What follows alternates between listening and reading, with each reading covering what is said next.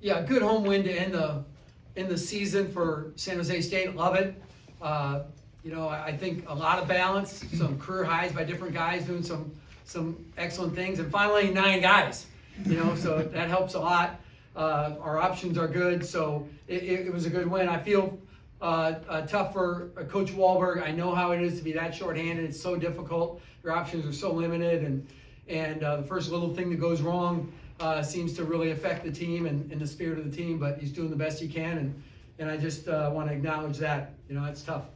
After you guys were shorthanded for so long, kind of a rough stretch, just what does this win mean for the team to bring some momentum? Aaron, I literally woke up this morning just like excited, like. It just changes everything. Like you can play big, you can play small. If somebody's not playing so well, you can play around them. When you only got 7 or 6, like you have no options like that. Literally. And so I just was really excited just about the opportunity to come and get a good home win. And it's been this year's been up and down, but I think this team has proven they can play with anybody in this league. So going to the Mountain West tournament, you get a matchup with Wyoming. 2 teams very similar, although we've come out on top. Got to do it again, right? Those things don't matter. They're in the past. So here are 2 very similar teams, and then the winner gets New Mexico. And just what did you like from Donavan Yap tonight? 30 points. Yeah.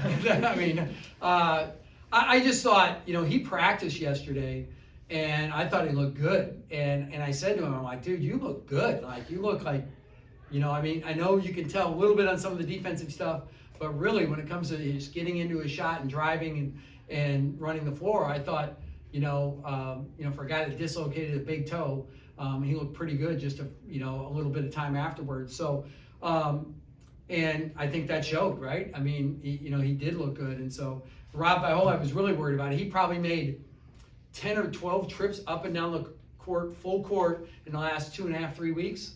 And to go out and play that many minutes, first of all, how many did he play? 28 almost. Yeah, 28, and just to do what he did, his production was amazing. So we needed that. We're going to need it against Wyoming too. Obviously, you're probably more surprised with the fight with Fresno, and then you're over the limit, I think, pretty early, and then like 3 minutes left, you had the game well in hand. What were you looking for the team to do? As a coach, you kind of assume the worst, right? Like, what's the biggest threat? What's the biggest threat? And solve the problem. So, really, I'm not watching the score as much as I'm watching the bonus, where the bonus is, and really, are we turning, they were going to try and force turnovers. So it was like, okay, and it's a little chaotic. It's not just like a zone press or whatever. It's man-to-man run and jump with rotation. So the traps are happening everywhere. So it's just getting guys moving toward the ball and trying to get your handlers in the game, right? And I thought we did that toward the end and did it all right. Took a while. Yeah. But we still didn't turn over too many times, I don't think. We only had 13 for the game, and we got some high percentage shot. We shot 59% the second half. So, there's feast or famine. Now, the game looked sloppy, but, contrary to that, there wasn't much turnovers, but I don't know, what do you think? I think, 2 gritty teams that, and it's Fresno, San Jose, so those kids know each other really well. I've got two kids that were in that program, and they know us, and so I think that that's part of it too. There's a different incentive. The 11 a.m. start, first game of Mountain West. I love it. Okay. Get up, have a cup of coffee, work out, go play the game. It's gonna be great. I love it. I don't know, but I'll feed them coffee. They'll be ready. Don't worry. Coach, you've been in this profession for a long time, but I'm always interested to get your perspective on, just the significance of senior day with this group. A lot of these guys, only been with the program for 1 year. Yeah. And it's a little bit different from last year for guys that have been with the program for several years. Just what was it like for this group, in that moment today? Well, they're all special, even though it's only been 1 year. Certainly when you have kids 3 and 4 years that are coming through your program, you've got so many shared experiences with them. There's a depth there, but that doesn't make this any less real. It's been a big year, a learning experience for everybody involved, me and the guys.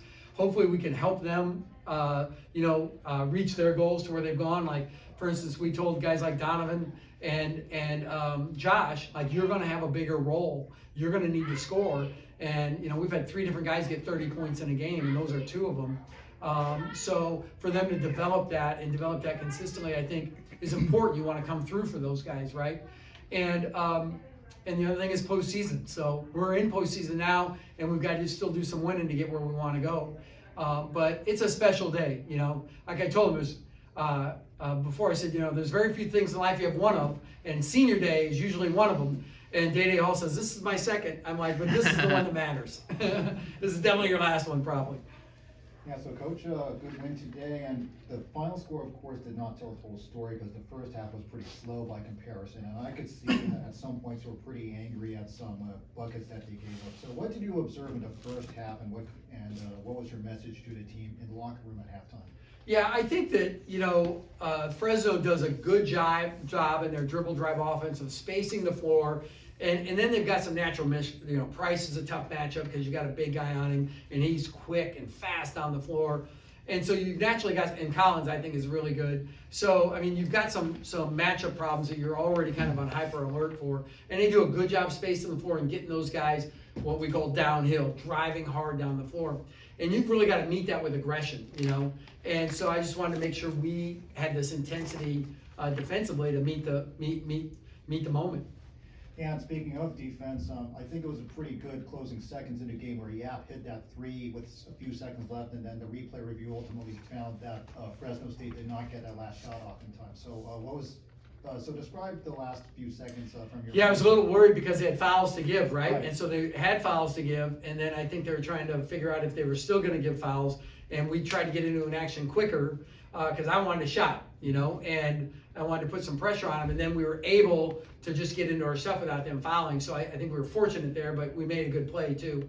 And so that was important. Good way to end the half, especially when the red light came on, the ball was still in the kid's hand.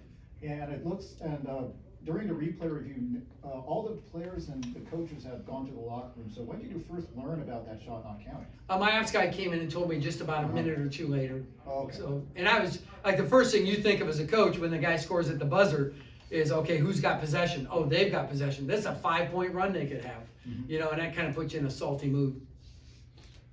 Would you like to go 2-0 in the season against Fresno, first time since 2009? Yeah, about time. You know, it's good. It's good, you know, and I hope we can do it again next year before they leave the league. And so, Coach, one final question. Thank you. Fresno State turned it up on defense as San Jose State was building up double-digit lead in the second half, and at some points it backfired because I remember I think it was Ujuje had a wide-open dunk, and San Jose was able to get some open baskets, but there were also the turnovers. So talk about how you were able to handle that. Yeah, that's that feast or famine part of their defense I was talking about. It's either feast, they get the turnover, or famine, we get the easy high percentage shot. We shot 59% the second half. And you know, that's the risk they run. For us, it appears that we got them a little more on our end, you know, drew a foul, got to the foul line, or we got the easy shot that really matters. And I think you see that too with a guy like Jermaine Washington. Had a career high, I think 19. Latrell Davis, those 7 assists were so big. And, you know, when teams are saying, well, you're not going to get 30 on us again, you know, Davis. And so they light him up.